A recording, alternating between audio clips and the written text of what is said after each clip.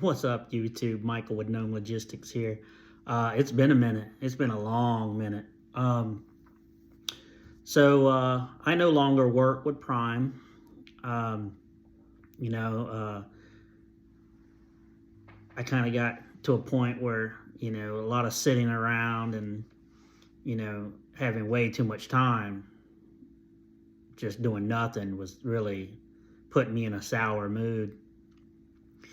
Um, so I figured, I'd quit, try something different. I'm actually working out of the North Carolina state ports, hauling containers. Just local work, not leaving North Carolina. It's not a bad gig. The pay is nowhere near what I could make in over the road trucking, but one of the biggest benefits is getting to see my kids whenever I want to. I have a special needs child with autism, and I'm missing way too much of their lives altogether. When I left Prime, I planned it out. My daughter was making a move from California to Houston, Texas, so I planned it just right to where I could leave from Missouri after turning in my truck and flying out to California. She picked me up at the airport, and then we had a nice little 4-day of travel taking her to Texas so she could start her new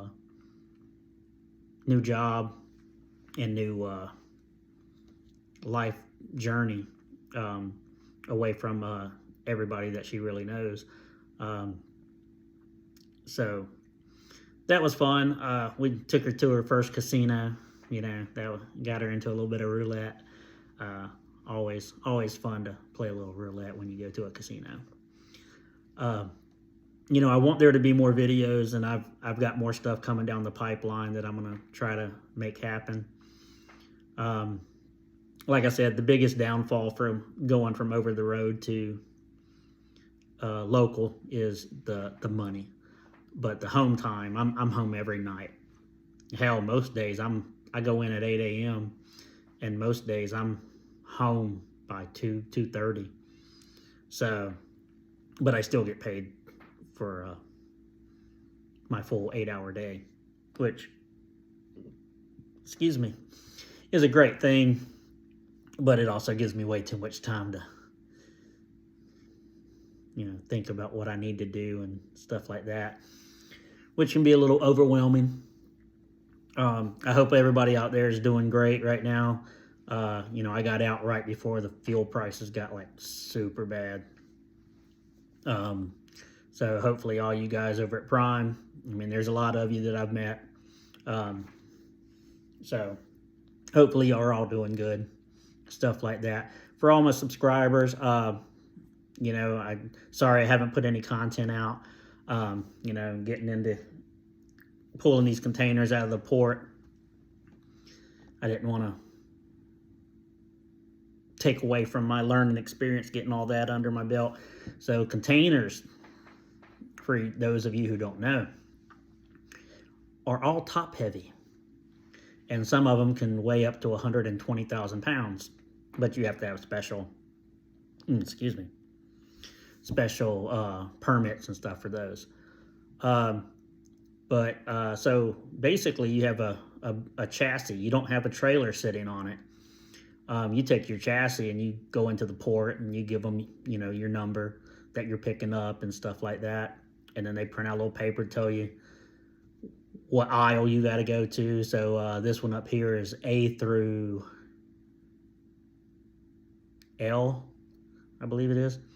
So then you got to go to that section, find that number that you've got, and then the guys come over with the cranes, pick it up or dig it out, whatever they got to do. You pull forward, they put it down, they beep the horn at you, you drive away. The longest I've had to sit at the port for one container is an hour, and that was because I made it there whenever they were all mostly on lunch. and you know, they all pretty much go to lunch at the same time except one or two of them. For those of you that are interested, I work for a different company now. I'm not going to say the name because, well, I don't know if I'm allowed to or not. But it starts with an H, and it sounds like Wolverine's real name. Some of you will get that, some of you won't. It's okay. Anyway, the people that I've met there so far are pretty cool. It's a very laid back environment. Most of their trucks are international that I've come across so far. I think over in our area there's maybe 4 Freightliners, but I'm driving an international day cab. So that takes a little getting used to. You got that little back window you can look out of, which screws me up because I'll look out the back window and try and go to back up, and I'll wind up turning the wrong way because it's opposite from what you're looking at. But I'm getting used to it. Again, I hope to be putting out more content. I got to find out from the port if I'm allowed to film on the port, and I got to find out from the company I work for if I'm allowed to say their name or show maybe the yard that the drop yard that we have here in Wilmington, North Carolina. The prime guys, you might get it. It's just like the drop yards there, like the one in Florida, just a dirt lot, plenty of room. Good news is it's right down the street from my house, so about 8 minutes for me to get there in the mornings. But again, I hope all y'all are doing well. Like, subscribe, click the bell. Hopefully I'll be able to put some more content out there pretty soon. And I'll talk to y'all later.